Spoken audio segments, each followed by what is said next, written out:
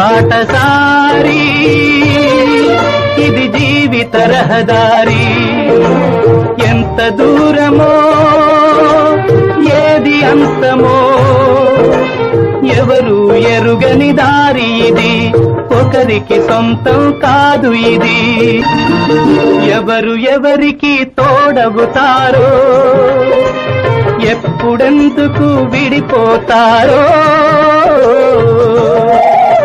మమతను కాదని వెళతారు మనసే చాలని ఉంటారు ఎవ్వరి పయనం ఎందాకో అడగదు ఎవ్వరిని బదులే దొరకదని